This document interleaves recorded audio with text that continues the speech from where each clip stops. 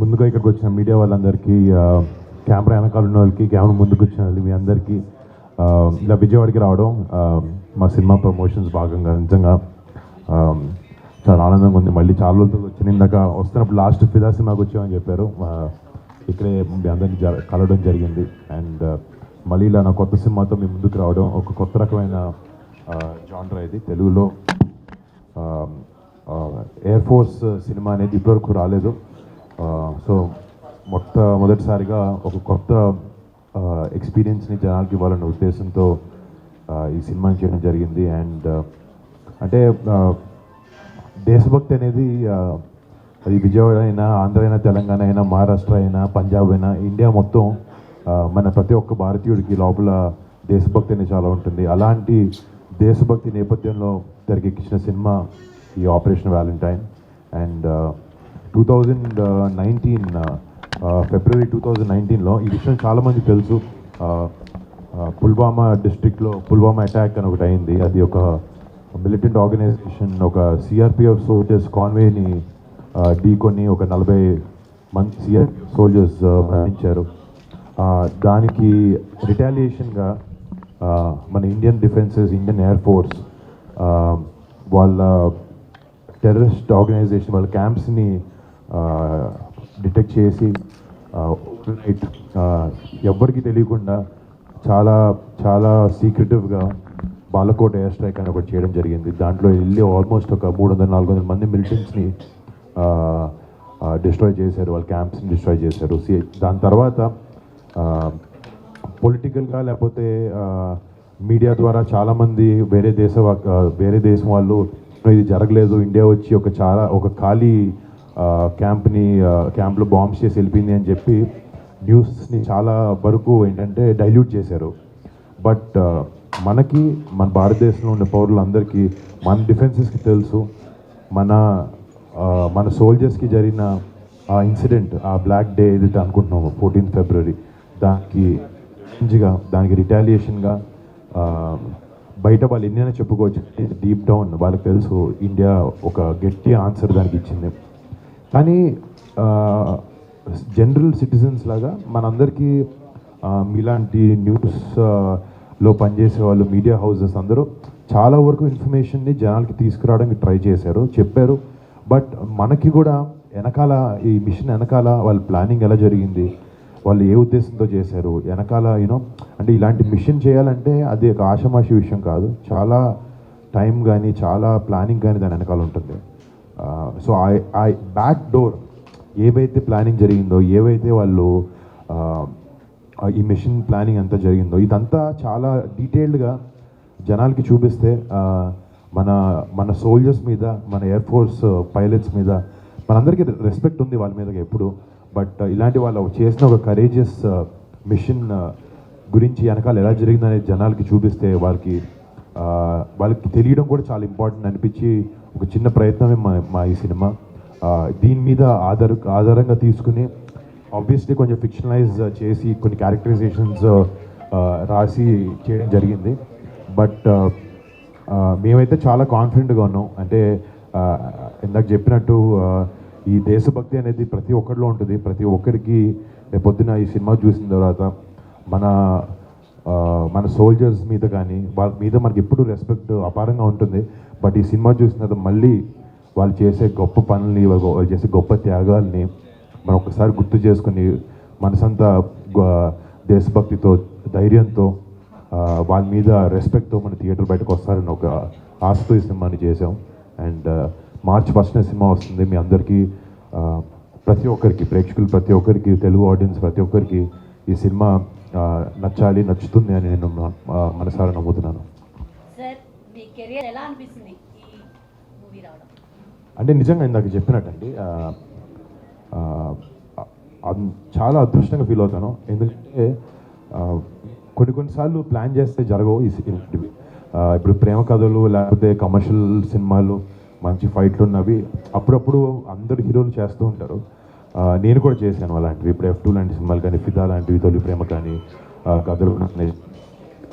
కంచి తర్వాత నాకు అంటే ఒక యాక్టర్గా అన్నీ ప్రయత్నించాలి, అన్నీ ట్రై చేయాలి అని ఒక ఆశ, ప్యాషన్ నాకు ఉంది. కానీ కొన్నిసార్లు ఇలాంటి నిజం కథలని జనాలకి చెప్తే కూడా చెప్పడం చాలా ఇంపార్టెంట్ అని నేను నమ్ముతాను. అండ్ ప్లస్ కథ విన్నప్పుడు నేను కూడా విన్నప్పుడు అరే ఇదేంటి నాకు ఇంత తెలిసేంటి ఇంత జరిగింది వెనకాల అని ఒక ఆశ్చర్యం నాకు అనిపించింది. అప్పుడు అనిపించింది నేను చేయాలి సినిమా, జనాలకు తెలియాలి. ప్లస్ కొన్నిసార్లు ఒక కథ ఒక ఇలాంటి ఇన్సిడెంట్ని వెనకాల ఏమైందని చెప్పాలన్న ఆశతో పాటు కథలో కమర్షియల్ వైబిలిటీ కూడా ఉండాలి. థియేటర్కి జనాలు పొద్దున్న టికెట్ వచ్చి చూస్తున్నారు అంటే వాళ్ళని ఎంటర్టైన్ కూడా చేయగలగాలి.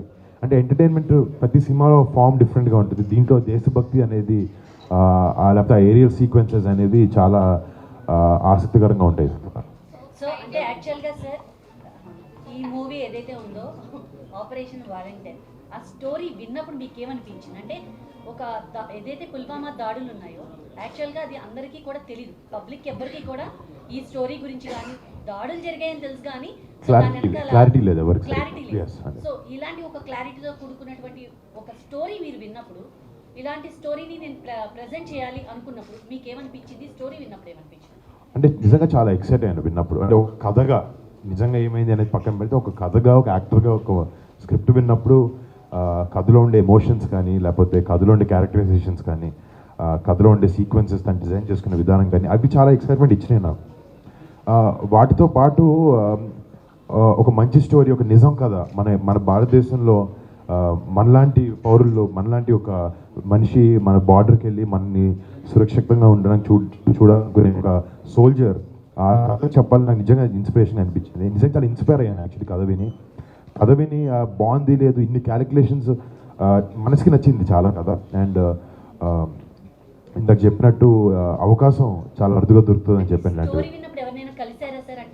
ఈ క్యారెక్టర్ చేయడానికి అక్కడ జరిగినటువంటి ఇన్సిడెంట్స్ కానీ వాటి గురించి తెలుసుకునే ప్రయత్నం కానీ సో పర్సనల్ గా కూడా చేశారా? అంటే మేము ఫస్ట్ నుంచి ఒక ఇలాంటి సినిమా పర్టిక్యులర్గా మన ఆర్మ్డ్ ఫోర్సెస్ మీద మన ఎయిర్ ఫోర్స్ అని ఆర్మీ కానీ బిఎస్ఎఫ్ లేకపోతే మన నేవీ వాళ్ళు మనందరికన్నా ఎంతో గొప్ప వ్యక్తులు వాళ్ళందరూ. లేకపోతే మనందరం ఎంత కాదనుకున్న మన పని మన ఫ్రెండ్స్ మన ఫ్యామిలీ చూసుకుంటాం.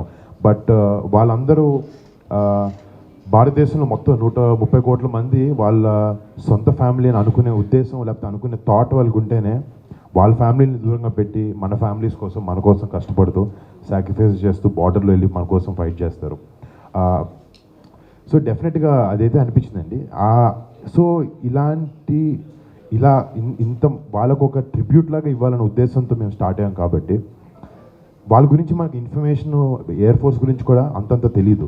సో మేము ఫస్ట్ నుంచి ఏంటంటే మీ మీద మేము సినిమా చేస్తున్నప్పుడు మీ గురించి చేస్తున్నప్పుడు మిమ్మల్ని మంచి ఉద్దేశంలో చూపించాలనే ఉద్దేశం మాకుంది.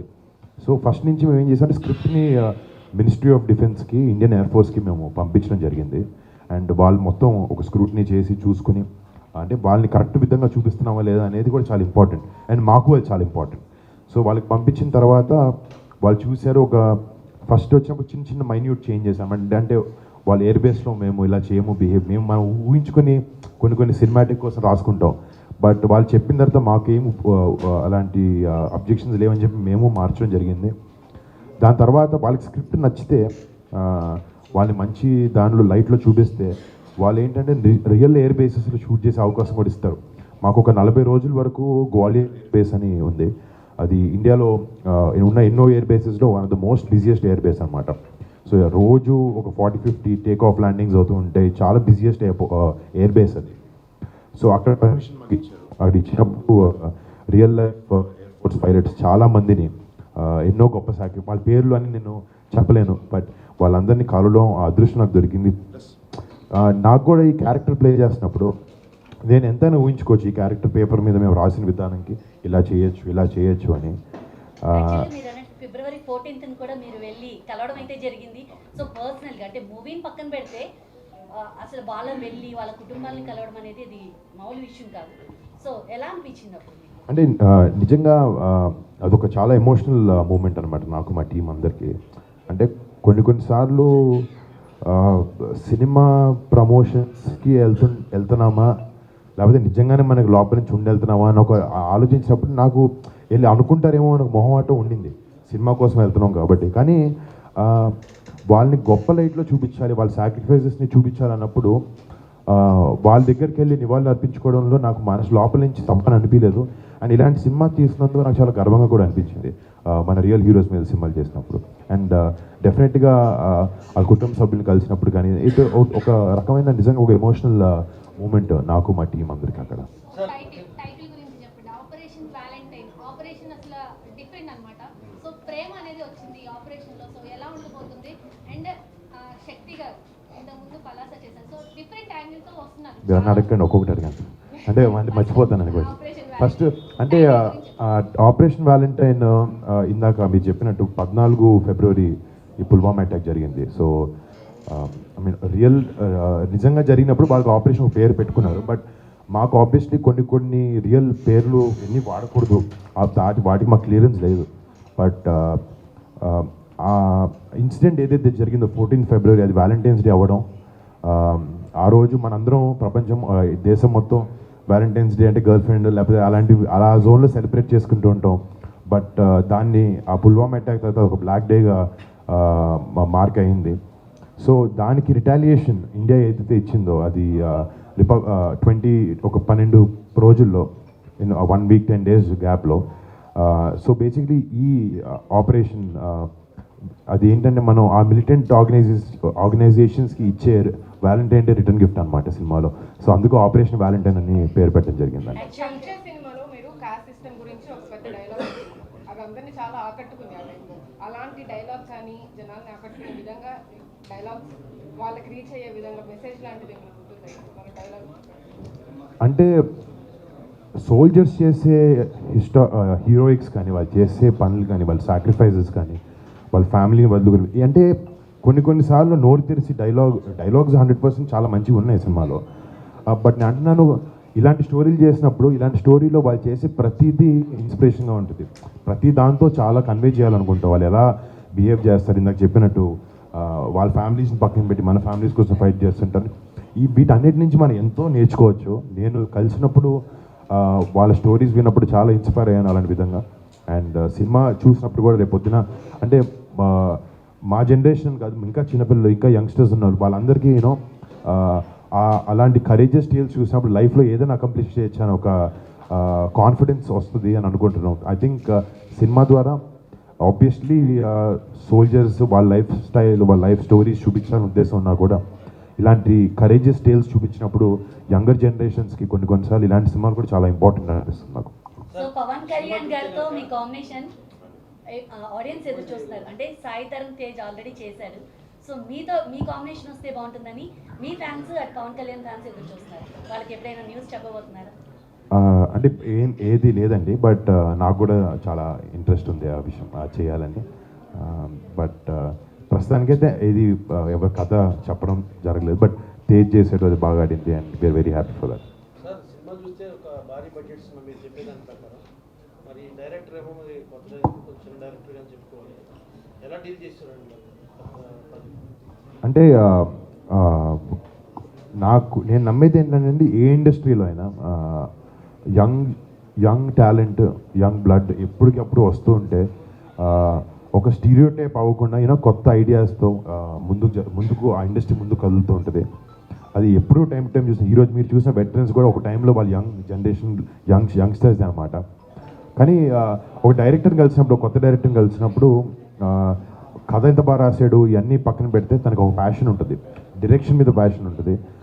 చాలా వరకు ఏంటంటే నేను డైరెక్టర్ని అవ్వాలి అని ఒక ప్యాషన్ చాలా ఎక్కువ ఉంటుంది. బట్ ఈ డైరెక్టర్ని కలిసినప్పుడు అబ్బాయి తెలుగు అబ్బాయి కూడా కాదనమాట, అబ్బాయి రాజస్థాన్ నుంచి. తన దగ్గరికి వచ్చి కథ చెప్పినప్పుడు సరే డైరెక్షన్ అవకాశం కోసం మాట్లాడుతున్నాడా లేకపోతే తనకి నిజంగా ఈ ఎయిర్ ఫోర్స్ కథ చెప్పాలనుందా అని ఆలోచించినప్పుడు తన కళ్ళల్లో కనబడింది, తన మాటల్లో అర్థమైంది నాకు. తను ఎయిర్ ఫోర్స్కి చిన్నప్పటి నుంచి మన డిఫెన్సెస్కి చాలా పెద్ద అభిమాని తను. అండ్ వాళ్ళ కథలు చెప్పాలి, వాళ్ళ నిజం స్టోరీస్ చెప్పాలి అనే ఉద్దేశంతో తను ఆ ప్యాషన్తో తను పనిచేసాడు, ప్యాషన్తో రాశాడు. ప్లస్ తను నాతో పనిచేయక ముందు కూడా నా కథ చెప్పక ముందు కూడా తను ఎయిర్ ఫోర్స్తో కానీ ఆర్మీతో కానీ వాళ్ళకి షార్ట్ ఫిల్మ్స్ అన్ని షూట్ చేస్తుంటారు. ప్లస్ తను విఎఫ్ఎక్స్ సూపర్వైజర్ కూడా పనిచేశాడు. అంటే తను ఒకే క్రాఫ్ట్ కాకుండా అన్ని క్రాఫ్ట్స్లో తనకి బాగా హోల్డ్ ఉందని తను కలిసినప్పుడు జరిగింది. ప్లస్ తను ఏంటంటే రాకముందే తనకి ఎయిర్ ఫోర్స్ మీద ఉండే ప్యాషన్తో ఎండ్ రన్ అని చెప్పి ఒక 10-minute షార్ట్ ఫిల్మ్ ఒకటి తీసి అంటే ఇలాంటి మూవీస్ ఎక్కువ బాలీవుడ్ ప్రేక్షకులు యాక్సెప్ట్ చేస్తారు. మన టాలీవుడ్ వచ్చేసరికి ప్రేమ 4 పాటలు 4 అంటే ఇలాంటి మూవీస్ యాక్సెప్ట్ చేసే అవకాశం ఉందా? అంటే మీరు చేశారు కానీ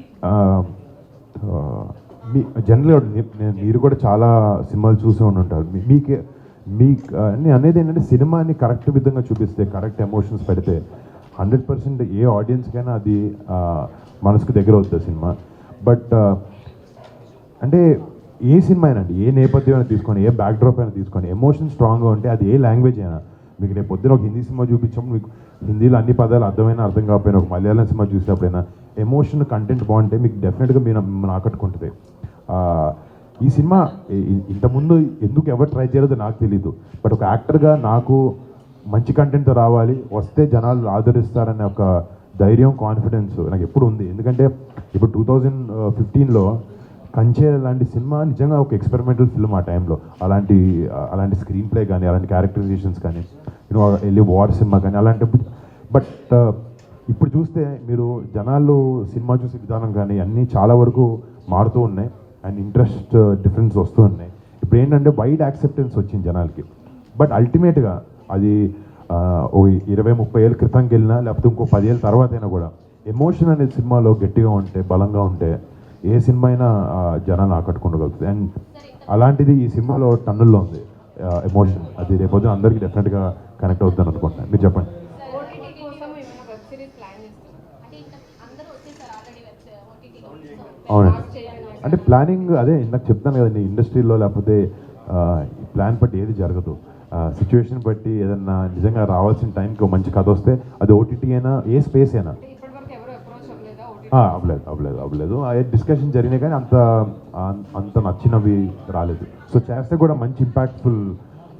మల్టీ స్టార్ నేను మల్టీ స్టార్ మీరు అడిగితే నేను చేశాను కదండి, గట్టిగా 2 చేశాను కదా. నేను 12 సినిమాలు చేసి అంత 2 చేశాను. బట్ అదే ఎగ్జాక్ట్లీ ఇప్పుడు మల్టీ స్టారర్స్కైనా, ఓటీటీస్కైనా మీరు ఇందాక ఎవరైనా పర్టికులర్ యాక్టర్తో సినిమా, అది బాబాయ్ గారితో అన్నారు, లావణ్య గారితో. దీని వెనకాల కథే ముఖ్యం. అదే కథే ఇప్పుడు ఒక స్క్రిప్ట్ వెనకాల మీ పేరు రాస్తుంటుంది అంటారు. రేపు పొద్దున అలా రాసుకుని మన దగ్గర రావాలి, త్వరగా స్క్రిప్ట్ రావాలని కోరుకుంటున్నాను. సింగిల్ నుంచి మింగిల్ అయిపోయారు. సో దానికి దీనికి ఎలా అనిపిస్తుంది? అంటే బ్యాలెన్స్ చేస్తున్నారు. అంటే ఒక డిఫరెన్స్ పెద్ద ఏం లేదు. ఎందుకంటే మేము బాగా ఒక 5-6 ఏళ్ళ నుంచి మాకు ఇద్దరు పరిచయం ఉంది కాబట్టి పెద్ద డిఫరెన్స్ లేదు. ఇద్దరు ఫ్రెండ్స్లో ఉన్నాం, ఇప్పుడు ఒకే ఇంట్లో ఉంటున్నాం అంటే.